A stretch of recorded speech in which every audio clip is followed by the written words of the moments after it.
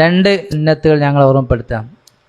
വളരെ ഗൗരവപ്പെട്ടതും ഇന്ന് 90% ആളുകളും ചെയ്യാത്തതുമായ സംഗതി, വലിയ നഷ്ടം വരുന്നൊരു സംഗതി. അതായത് ഇമാമും ജമാഅത്തെ നിസ്കരിക്കുന്നവർ നമ്മളൊക്കെ നിസ്കരിക്കാൻ ആഗ്രഹിക്കുന്നവരാണ്. പക്ഷേ ഇമാമ് റുക്കൂവിലേക്ക് പോയി നമ്മളും ഇമാമിൻ്റെ കൂടെ തന്നെ റുക്കൂവിലേക്ക് പോവുക ചെയ്യുക. നമ്മൾ ഇമാമിൻ്റെ കൂടെ തന്നെ പോവുക ചെയ്യുക. മാണ്ടി അങ്ങനെ ഇമാമ് റുക്കൂവിൽ എത്തിയ ശേഷമാണ് നമ്മൾ തുടങ്ങുന്ന മാണ്ടി. ഇമാമിൻ്റെ കൂടെ പോയ എന്താ പ്രശ്നം? അത് ജമാഅത്തിലൂടെ വരുന്ന കറാഹത്താണ്. അപ്പം ഒരു റുക്കൂവിൽ നമ്മൾ ഇമാമിൻ്റെ കൂടെ പോയാൽ നമുക്ക് 27 ഇരട്ടി ആ റുക്കൂവിൽ നഷ്ടപ്പെടും. പിന്നെ എഴുത്തുദാൽ ഇമാമിൻ്റെ കൂടെ തന്നെ നമ്മൾ കൊണ്ട് ഉയർന്നാലോ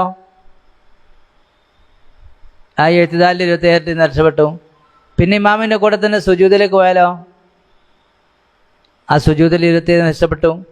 ഇങ്ങനെ ഫലത്തിൽ ഏകദേശം ആളുകളും എല്ലാം ഇമാമിൻ്റെ കൂടെ ചെയ്യുക, അല്ലെങ്കിൽ ചിലപ്പോൾ ഇമാമിൻ്റെ മുന്നിൽ തന്നെ ആവുന്നവരുണ്ടാവും. അങ്ങനെ ആകുമ്പോൾ ജമാഅത്തിൽ 27 ഇരട്ടി കൂലി എന്നുള്ളത് ജമാഅത്തിലൂടെയുള്ള കറാഹത്തിലൂടെ നഷ്ടപ്പെടും. അപ്പം നമ്മൾ ഈ കൂടിയാൽ എന്ത് ചെയ്യണമെന്നറിയാം. ഇനി മേലിൽ ഇമാമ് ഇപ്പോൾ റുക്കൂയിലേക്കാണ് ഇമാം പോകുന്നെങ്കിൽ ഇമാം റുക്കൂയിൽ എത്തിയ ശേഷം ആയിരിക്കണം നമ്മൾ ഈ റുക്കൂയിലേക്ക് പോകാൻ ആരംഭിക്കേണ്ടത്. ഇമാം സമീഅല്ലാഹു അലൈഹി വസല്ലം ഹമിദ എന്ന് പറഞ്ഞ് നേരെ അറ്റൻഷനായി നിന്ന ശേഷമായിരിക്കണം നമ്മൾ എന്ത് ചെയ്യേണ്ടത്? റുക്കൂയിൽ നിന്ന് പൊന്തണ്ടേ. തിരിഞ്ഞോ പറഞ്ഞ് വേറൊന്ന് ഇന്ന് ഞാൻ കണ്ട ഒരു അനുഭവം കൂടിയാണ് പറയണേ. അസ്സലാമു അലൈക്കും വറഹ്മത്തുള്ളാഹ്. അങ്ങനെ മാറ്റാൻ പോകാൻ പാടില്ല.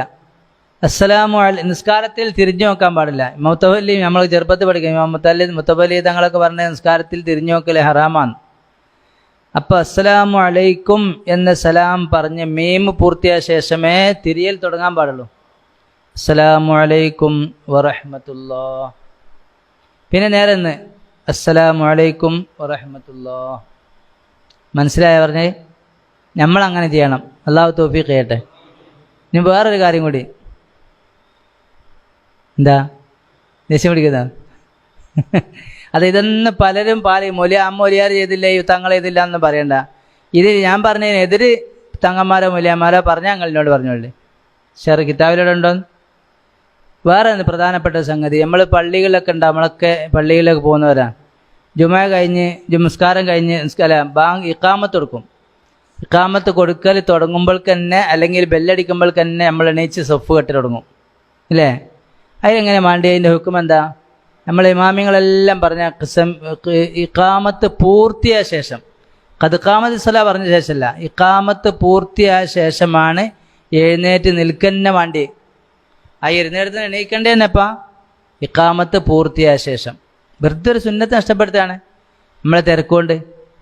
ഇമാമ് മെഹ്റാബിലേക്ക് കയറണ്ടേപ്പാ ഇഖാമ് പൂർത്തിയായ ശേഷം. ഇഖാമത്ത് പൂർത്തിയായ ശേഷമാണ് ഇമാമ് മെഹ്റാബിലേക്ക് കയറേണ്ടത്.